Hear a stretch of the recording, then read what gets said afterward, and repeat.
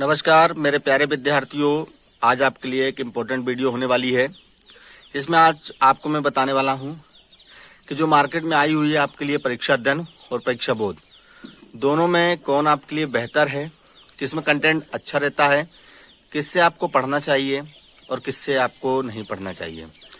पढ़ना तो लगभग दोनों से चाहिए, लेकिन आपके लिए कौन ज़्यादा अच्छी हो सकती है उसकी चर्चा मैं आज करने आया हूँ। और अंत में जो आपको भी पसंद आए उसी को खरीद लेना, जो आपको समझ में आए उसी से आप लोग पढ़िएगा। बाकी लास्ट में आपके लिए इम्पोर्टेंट चीज़ मैं बताने वाला हूँ, तो वो भी हमारे साथ बने रहिएगा।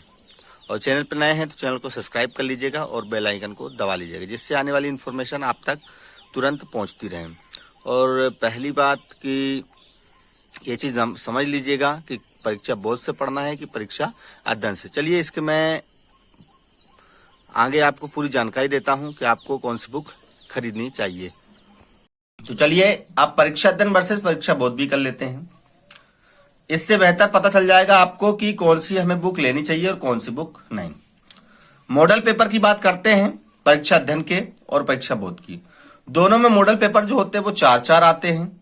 ठीक है, पहली बात, दोनों के जो मॉडल पेपर बनाने का जिस प्रकार से परीक्षा को लेकर बनाया गया उसी तरीके से दोनों में बनाया गया है।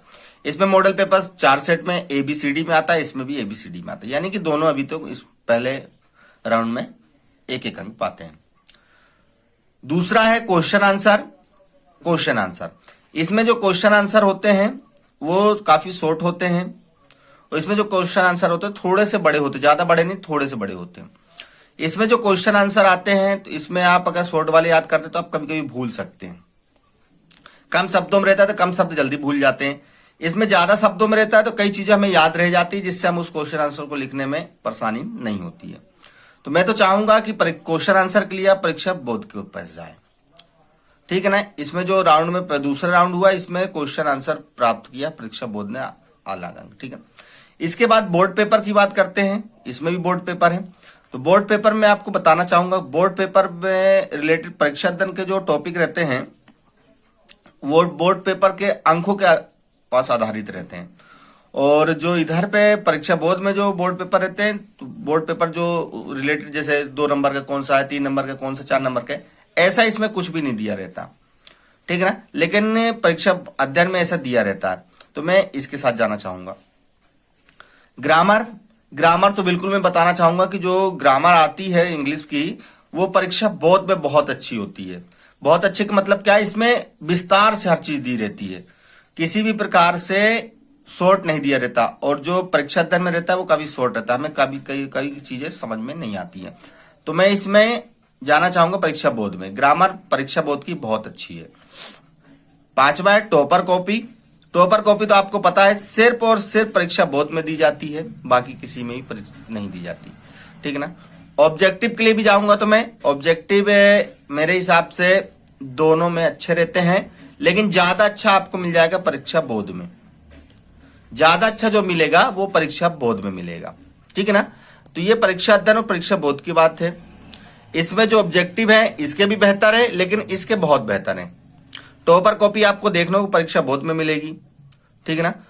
और ग्रामर अच्छी होती है परीक्षा बोध की।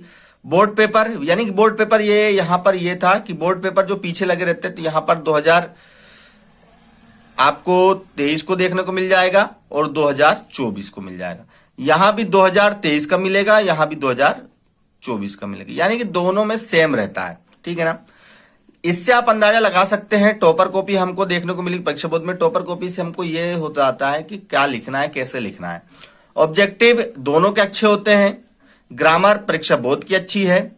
बोर्ड पेपर दोनों में सेम आते हैं। क्वेश्चन आंसर मेरे हिसाब से परीक्षा बोध में अच्छे हैं, और मॉडल पेपर दोनों में आते हैं। इस हिसाब से टोटल अगर किया जाए तो आप देख सकते हैं परीक्षा बोध की ओर ज्यादा चांसेस बन रहे हैं। जैसे ये दोनों तो बराबर हैं, 1 2 3 पॉइंट यहां प्राप्त होते हैं, और यहां पर इन्होंने पॉइंट कोई प्राप्त नहीं किया, बराबरी पर है। ठीक है ना। तो मेरे हिसाब से आपको परीक्षा बोध लेनी चाहिए बजाय परीक्षा अध्ययन के। बाकी आपकी चॉइस है, आपको क्या लेना चाहिए, परीक्षा अध्ययन या परीक्षा बोध। और खासकर अगर आप 12th में हैं तो परीक्षा बोध से ही पढ़ें। इससे मैं बता दूं, इससे जो परसेंट आते हैं वो 60 से 70% ही आएगा इसमें। इसमें से दोनों कंटेंट अगर पढ़ते हैं तो 60 से 70% ही आता है। बाकी अगर आपको ज्यादा पढ़ना है तो आप काहे से पढ़ेंगे, इसको मैं आगे आपको बता रहा हूं। चलिए उसको भी जान लेते हैं।